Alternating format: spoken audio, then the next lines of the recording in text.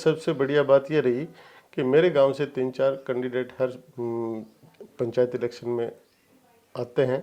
इस बार गांव ने सर्वसम्मति से निर्णय किया है, अकेले नयासर ग्राम पंचायत गांव अकेले नयासर गांव से। हाँ। इस बार ग्राम वासियों ने, मेरे बुजुर्गों ने, युवा साथियों ने, माताओं बहनों ने यह निश्चय किया कि एक ही कैंडिडेट रहे गांव में, ताकि हम उसको चुन सकें और उनसे विकास की उम्मीद रखें।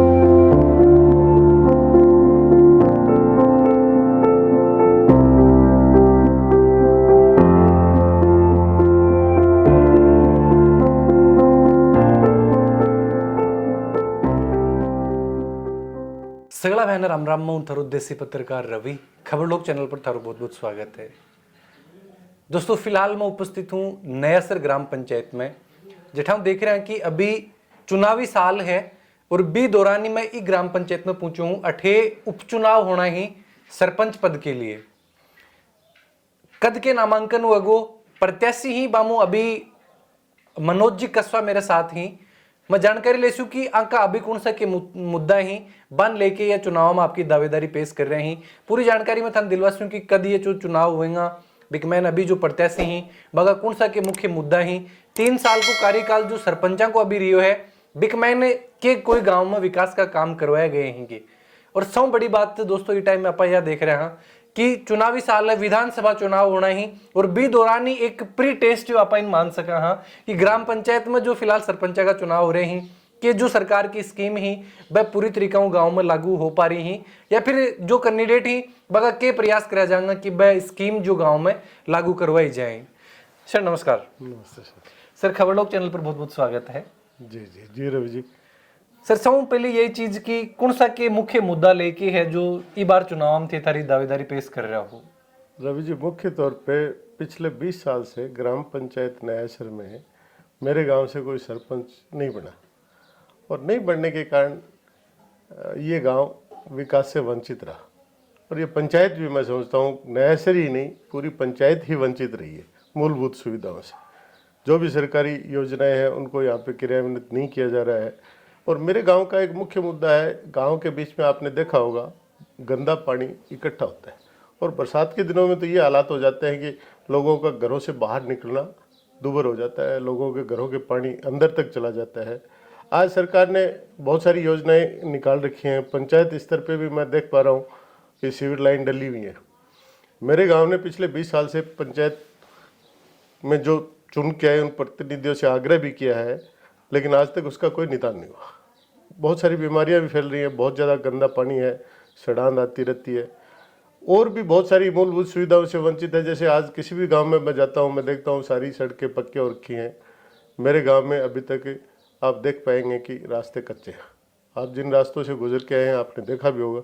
तो मैं चाहता हूँ कि जो भी मूलभूत सुविधाएँ सरकारी स्तर पर या अर्ध सरकारी स्तर पर जो मिलनी चाहिए वो नयासर को, नयासर ग्राम पंचायत को अभी तक नहीं मिल पाई है।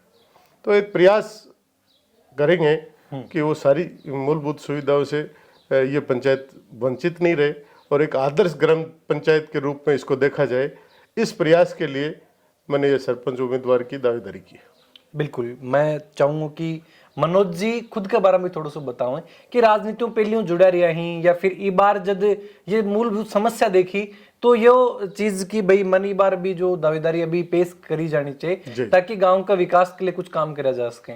जी, वैसे तो मैं राजनीति से नहीं जुड़ा हुआ हूँ, लेकिन जब मैं गांव स्तर पे ये देखता हूँ कि मूलभूत सुविधाओं से वंचित लोग जब ये बताते हैं कि हमारे गांव में कुछ नहीं हुआ, पिछले 20 साल से सरपंच आए और चले गए, वादे भी बड़े बड़े किए, उन्होंने कुछ नहीं किया। इसको ध्यान में रखते हुए गांव से के बुजुर्गों के आशीर्वाद से, नवयुवकों के आशीर्वाद से, माताओं बहनों के आशीर्वाद से कि आप गांव से उम्मीदवारी तय करें और गांव का विकास करवाएं, इस पंचायत का विकास करवाएं। बिल्कुल, अगर बात नयासर ग्राम पंचायत की करी जाए तो 5 राजस्व गांव बिकमैन जो बताया जाए हैं कि 5 राजस्व गांव आए हैं, छोटी ढाणी भी बिकमैन सम्मिलित हैं। वह गांव नयासर जो ग्राम पंचायत है जिला हेडक्वार्टरों कुछ ही दूरी पर है। इसके अलावा जो गांव है वह भी काफी दूरी पर ही बा गांव तक भी बहुत सी जो योजना ही वह पहुंच कौन पाए के प्रयास करे जागो कि बा गांव भी कुछ लाभ है जो सरकार की योजना ही बा गांव तक भी पहुंचे। मैंने जैसे अपने गांव की सुविधाओं को देखा, उनसे वंचित देखा, तो और गाँव में भी गया और उनके बारे में जानकारी ली, तो लगभग जगह पे यही मिला कि जो सरकारी योजनाएं हैं या अर्ध सरकारी योजनाएं हैं, जो मूलभूत सुविधाएं हैं, चाहे वो सोखते गड्ढे हों, चाहे पानी की निकासी की समस्या हो या पेयजल की हो, वो सुचारू रूप से नहीं हो पाई है जी। तो उन सब से भी निवेदन किया है कि भाई आप अपनी सुविधाएं जो आपको नहीं मिल पा रही हैं उनके बारे में बताएं, और मैं प्रयास करूंगा कि सभी ग्रामवासी और नयासर पंचायत को मैं उन समस्याओं से निजात दिलाऊं। बिल्कुल, क्योंकि दोस्तों अभी जो चुनाव, जो प्रोसेस की अगर बात करी जा रही है चुनाव को जो रहे कि सरपंच अगर कोई भी पद खाली हो जाए है तो 6 महीना के भीतर अगर कोई आगामी चुनाव नहीं ही तो भी दौरान है कि दोबारा सरपंच पद पर जो चुनाव करवाया जाए ही, दोबारा वो सरपंच जो बगमन चुना जाए ही। अभी सर जी तरीका देखा कि सरकार की भी बहुत सी योजनाएं ही जी गाँव में सरकार की योजना ने एक आम आदमी तक पहुंचाने को जो काम करे जा है सरपंच और जो ग्राम पंचायत को हुआ है। पिछला शायद 6 महीना ज्यादा को जो शायद समय हो यो अभी होगो कि सरपंच पद खाली हो तो बहुत सी योजना ही जो गाँव तक कौन पहुंच पाई, लोगों तक कौन पहुंच पाई, बाकी सटीक जानकारी कौन पहुंच पाई, के प्रयास सारा करा जाएगा कि भाई योजना ही जो लोगों तक पहुंचाई जाए। जी बिल्कुल, ये 6 महीने की भरपाई तो अब हम करने का प्रयास करेंगे। जब खाली पद था तो वो नहीं क्रियान्वित हो पाई, और इस दौरान जो भी योजनाएं थी उनके बारे में हम आग्रह करेंगे कि वो भी हमें मिलें और उनको पंचायत स्तर पर लागू करें और संपूर्ण ग्राम पंचायत का विकास हो, इसका एक भरसक प्रयास करेंगे। बिल्कुल, पानी का निकास की जो बात करी जा रही है कि गांव की एक बहुत बड़ी समस्या है जो पानी इकट्ठा हुआ है, के प्लान था विचार है कि भी पानी ने की तरीकाओं है जो गांव को जो बीचों बाहर निकालो जाओ। सर हम सरकार से आग्रह करेंगे, वो पानी जो है ये समस्या आज की नहीं है, बहुत लंबी समस्या है और बार बार आग्रह भी किया गया है, लेकिन इस टाइम पे सरकार के पास मुझे नहीं लगता कि कोई ऐसा बजट नहीं हो कि उस पानी को बाहर नहीं निकाला जा सकता। सिर्फ ये है कि पिछले जो कार्यकाल के दौरान जो भी सरपंच रहे हैं या जनप्रतिनिधि रहे हैं उनकी अनदेखी रही है, और हम प्रयास करेंगे कि उसको सिविल लाइन में बदल के और गांव से बाहर कहीं उसका निस्तारण किया जाए। मेरे गांव के चारों तरफ गोचर भूमि, जोड़ पायतान खूब है, कहीं भी सरकार उसको निकलवा सकती है अगर बजट दे तो। आज सर बेरोजगारी एक बहुत बड़ी समस्या है, सौ बड़ी समस्या। चलो शहराम जहाँ भी लोग युवा प्रयास करके रोजगार छोटो मोटो मिल जाए, लेकिन अपने गाँव में सौ बड़ो समस्या एक बेरोजगारी को है कि युवान कोई रोजगार कौन मिले। आज युवा पढ़े लिखे ही तो वह खेत में काम करने भी जी कतरा हो वांगो के कोई प्रयास यहाँ को करो जागो, क्योंकि जिला हेडक्वार्टर नजदीक में है, कोई यहाँ को प्रोजेक्ट ले जाए, कोई यहाँ की परियोजना ले जाए जो गाँव का जो युवा ही सैकड़ों युवा ही बन कोई रोजगार मिल सके। सर मैं पिछले 15 साल से कॉन्ट्रैक्टर बेस के बिजनेस से जुड़ा हुआ हूँ, सैंड माइनिंग से जुड़ा हुआ हूँ। मेरे ख्याल से मेरे गांव के 50-60 लोग हैं जिनको मैंने स्थायी और अस्थायी रूप से रोजगार दे भी रखा है, और आगे भी प्रयास करूँगा कि मैं और ज़्यादा काम लूँ और उन लोगों को रोजगार से जोड़ूँ। बिल्कुल, एक बेरोजगार युवाओं की जो टीम है उनको मेरा खुला उनसे निवेदन रहता है कि कोई भी घर पे नहीं बैठे, जिसके पास काम नहीं है वो मेरे पास है, और हम प्रयास करेंगे सब मिलके और काम लेंगे, एक की जगह 2 काम लेंगे और उनको मुख्य धारा से जोड़े काम के। बिल्कुल सर, जब भी वो फ्री नहीं रहे और गांव का विकास हो, उनके घर आय का स्रोत हो, ऐसा मेरा प्रयास है और रहेगा। बिल्कुल, जब भी एक जो सरपंच या फिर ग्राम पंचायत स्तर पर अपना चुनाव हुए तो अपना जो मुख्य मुद्दा रहे हैं वह है कि शिक्षा, चिकित्सा और स्वास्थ्य।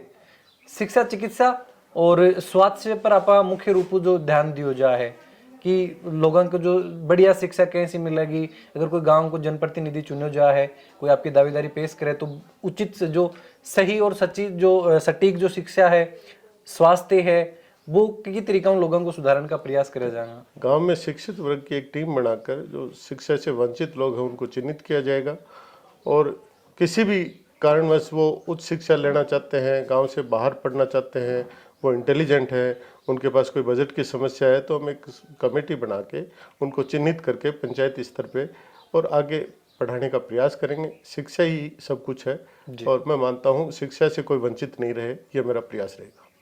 स्वास्थ्य एक बहुत अहम जरूरत है। हालांकि देखा कि जिला हेडक्वार्टर कुछ ही चंद ही दूरी पर अपने है, लेकिन फिर भी कोई प्रयास करो जाए, क्योंकि अगर गांव में कुछ तुरंत अगर जरूरत हुए तो कोई चिकित्सा की कोई व्यवस्था करी जाए। हमारा प्रयास रहेगा कि पंचायत स्तर पे, गांव स्तर पे ही नहीं, पंचायत स्तर पे कोई भी गांव में चिकित्सा सेवा की अगर असुविधा होगी तो उसके लिए प्रशासन से, सरकार से निवेदन करेंगे, जनप्रतिनिधियों से निवेदन करेंगे और प्रयास करेंगे कि कम से कम हर एक गांव में उप स्वास्थ्य केंद्र तो हो ही। बिल्कुल जी। इसके अलावा स्वच्छता भी एक अहम जरूरत अपनी है। पानी की समस्या के अलावा भी जो गांव ही बाकी कोई प्रयास किया जाएगा कि बड़े भी कोई प्रॉपर स्वच्छता को ध्यान रखा जाए। ये आपने बहुत अच्छी बात कही है। इसके लिए हमने पहले भी ग्राम स्तर पर प्रयास किया है, नई प्रतिनिधि होने के नाते, और युवा साथियों ने एक टीम भी बनाई है कि गांव में किसी तरह का कचरा नहीं हो, कचरा निस्तारण की प्रॉपर व्यवस्था हो। और पंचायत स्तर पे भी ये प्रयास करेंगे स्वच्छता का, पेड़ पौधे लगाने का, ये हम भरसक प्रयास करेंगे। खेल के मैदान का, ये जो युवाओं के लिए जो भी जिम है, खेल ग्राउंड है, पेड़ पौधे हैं, इनके ओर ध्यान दिलाकर युवा वर्ग को अग्रेसिव करेंगे। और हमारा प्रयास रहेगा कि ज़्यादा से ज़्यादा पेड़ लगें, अच्छे खेल ग्राउंड हों और स्वच्छ गांव, बिल्कुल आदर्श गांव हो, आदर्श पंचायत हो। सब बड़ी चीज आज अगर आप देखा तो एक आईटी को जमानो है। आज भी अगर कोई भी ग्राम पंचायत अगर ले ली जाए है, कोई भी सरपंच अगर चुना जाए ही, तो वह मुख्य रूप हुई चीज को भी ध्यान दिया जाए है कि लोगन आईटी को नॉलेज हुए। बहुत सा फ्रॉड ही जो गाँव का लोगों के साथ में जो करा जाए ही कि कोई यहाँ का प्रयास करा जाएगा कि युवाओं के लिए कोई स्पेशल गांव में व्यवस्था करी जाए कि लोग भी जुड़ के है जो जानकारी ले सकें आईटी संबंधित। अगर कोई भी समस्या तो भी को निस्तारण बैठे अपन देखने मिलेगा। पंचायत स्तर पे एड के माध्यम से, पोस्टर के माध्यम से लोगों को बताया जाएगा कि ये जो आज फ्रॉड हो रहे हैं उनसे कैसे बचा जाए। इसके लिए हम जागरूक करने का प्रयास करेंगे।